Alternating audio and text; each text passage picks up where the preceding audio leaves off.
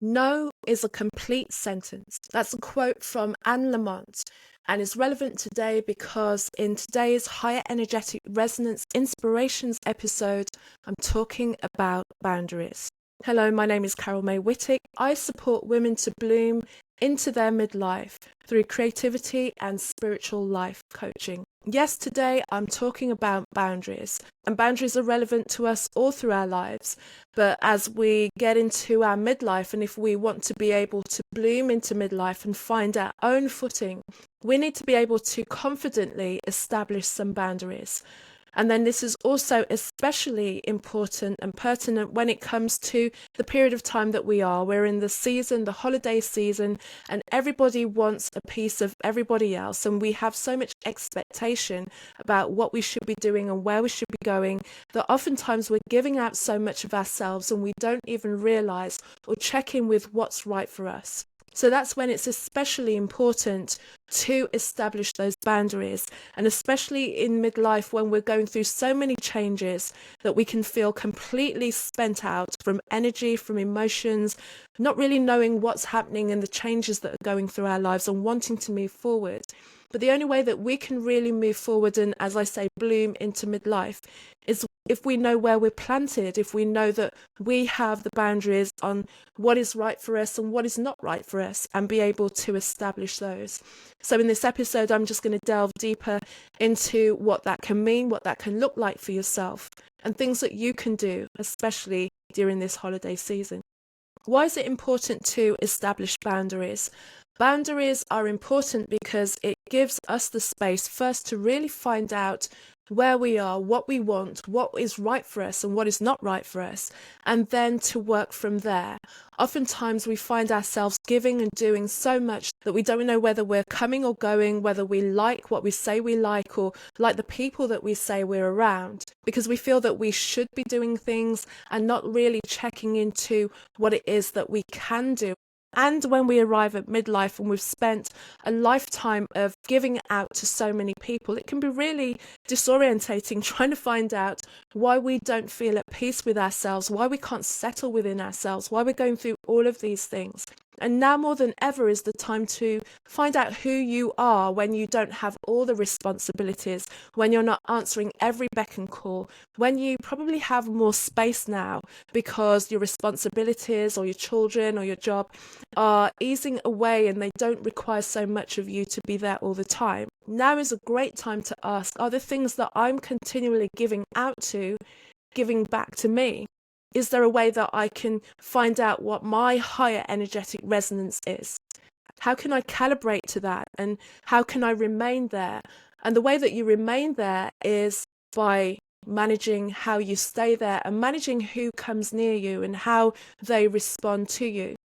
And this is probably one of the most difficult things that we have to do if you've spent a lifetime of pleasing and doing and answering to every other person's emotional needs and to an extent emotional manipulations, because when you start to establish your boundaries, when you start to say the things that you do want or when you start to say the things that you don't want, those who've benefited from you not having any boundaries are going to be taken aback. And for some of those people, that's not going to be something that they're going to willingly give up. If they know that they can bend and mold and manipulate you, they're going to come back for more. And this is where you need to really be rooted into what it means to have that boundary for yourself. Because being able to move forward, being able to bloom into this life means that you know where you are and you stay there at all times. You come first. In this Christmas season, this holiday season, we feel this seasonal stress, things that we should be doing. Maybe you're cooking for family, maybe you're having to visit a million people, and that's not really who you are. If I talk from my point of view, I know that I'm a very private person. Even though I spend so much time on podcasts and public speaking and coaching and communicating with people, I'm able to do that because I have a downside. That downside is the piece that I need to really reset and find myself. And one of the things that I've recognized in myself being able to do more and more is to lovingly say no when it doesn't work for me. I have to really think about if I'm going into this holiday season, am I going to have a holiday, or am I going to come out of the holiday season feeling that I need a holiday? Everyone is in a heightened state of emotion at this time. There's so much expectation, there's so much excitement, and many of the times we're getting swept along with everybody's excitement. There's this charge in the air and everyone really latches onto this energy. But if we're being truthful to ourselves, how many of us really want to do all the things that we're expected to do? Do we really want to be running around all the time and talking and drinking and eating and not really getting the rest and the relaxation and the stillness that we all need? And the tricky part about boundaries is, how do you communicate those boundaries without feeling that you're pushing or forcing, especially if this is a new situation, if this is a new word for you, if this is a new way of being for you? How do you go about disappointing some people? It's hard. We don't want anyone to feel bad around us. We don't want to feel that we're not there for people. But remind yourself, if you're not there for yourself, are you really there for them? Because constantly giving out depletes you. And if you're constantly giving out and feeling depleted after giving to that person or to that people or to that situation, eventually that will start to breed some resentment. And that doesn't mean that you don't love or care for the person or don't want to give your best in the situation. But if it's pulling away from you, it's going to put you into that negative state. It's not going to keep you in that higher energetic resonance. So when it comes to boundaries, the first thing is to take some time to yourself. Get used to who you are in your space, in your peace, in your solitude, so that you can start to recognize who you are and what you need. When do you feel the most peace? What do you need? What kind of rest do you need? What kind of environment do you need to be in? Are you feeding and nurturing yourself in all of the ways enough of the time? And what do you do when you feel that your tank is running low? Are you finding the confidence to step back and communicate that you need some time to yourself? Boundaries are about self-love. They're about honesty. They're about knowing what you are worth and knowing what you deserve. And if it's not being met, and especially if it's not being met by yourself, there's an inquiry there as to why you're not allowing that to be. Why are you allowing yourself to tolerate anything less than the best?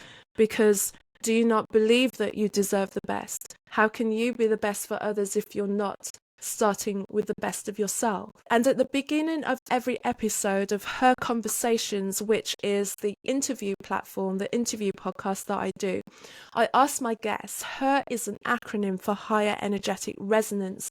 When do you feel that higher energetic resonance? And all of them answer in their own way, because they know what it is to feel when they're at their optimal. They know where they're going when they're feeling into that space, when they're feeling that higher energetic resonance. And the answers are so different as well. For some, it's when they're working with people.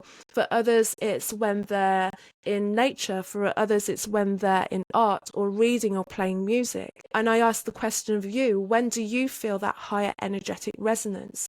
Because that's when you feel most in tune with your spirit and your soul. And if you find what the answer is to that question, check in with yourself on every day. Have you given yourself 5 minutes of being in that higher energetic resonance? Can you allow yourself to experience that higher energetic resonance? What does it take to get you into that higher energetic resonance?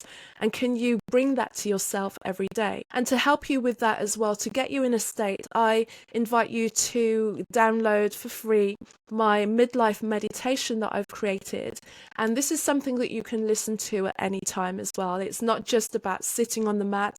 You can do it while you're doing your housework. You can do it while you're going for a walk. And it's just about feeling into who you are at this moment in time. So if you haven't already, click the link at the bottom of this episode and download that, and use that as a way of feeling into the best of yourself, that higher energetic resonance of yourself. And when you've found that, when you've calibrated to that, when you have a good memory of that as well, now is building up the confidence and the gentle strength to be able to stay grounded in that higher energetic resonance, especially when you have to communicate to people that you're not able to do the things that they want you to do because you need to protect yourself. It's not the right thing for you to do at that moment. And the more that you can lovingly hold that boundary, because I think sometimes with the word boundary, it sounds like almost like an electric fence around you where you're snapping and you're pushing people away and you're saying no. No can be lovingly communicated, and there's a way of holding yourself in a space and holding that memory and that sensation of that higher energetic resonance of the edges of your boundaries, so that maybe the people that would normally come and maybe take advantage of the time that you had no boundaries won't even come near you, because you're holding a space. And there is a way of doing that, and it's something that I love to guide my clients to do, to be able to hold a space where you'll find that you're having less and less of these conversations of saying no. And even when you do have to say no, you're able to say it in a way that it causes less reaction in people. When it does cause reaction in people, that you're able to hold your space by not going into guilt or shame about the choice that you've made. It's about you. And if people want the best of you, they'll lovingly allow you to do what needs to be done to get that. I have a tendency sometimes to over-explain, but sometimes we need to go back to that first quote where no is a complete sentence. That's as much as I can say. I don't want to do it. I can't do that now. I can't be there for you. I can't show it for you in this way. And if anyone is pushing or feeling that you owe them, then that in itself is just showing that when they helped you, maybe in the past, that they had in mind some kind of transactional situation going on. It wasn't really just out of the goodness of their heart. In those early days of asserting your boundaries, it will feel unusual, because when we have no boundaries, we shrink and we play small. But as we're able to hold more space within ourselves, it feels bigger, it feels uncomfortable initially, but know that over time, this gets easier. And like I said earlier, you radiate that boundary that certain people, and only the people that can see you for what you are and honor you when you require what you require, come near you. Thank you again for joining me on another episode of Higher Energetic Resonance Inspirations. If you haven't already, I'm inviting you again to download the Midlife Meditation. And for you, if you know that the holiday season is challenging, there's no right or wrong way to do Christmas or to do the season. There's a popular way, and it feels like everyone is doing the same thing. But what you may find is that there are many people that want to have a very different experience, that don't shout and scream about it, that don't make so much noise. So if you feel that you're doing something different, that you want to do something different, allow that to be the experience that you have. You're allowed to have peace on earth. Isn't that the whole idea of the holiday season after all? Thank you for joining me again. Whatever you do, happy holidays, and I'll see you in the next episode.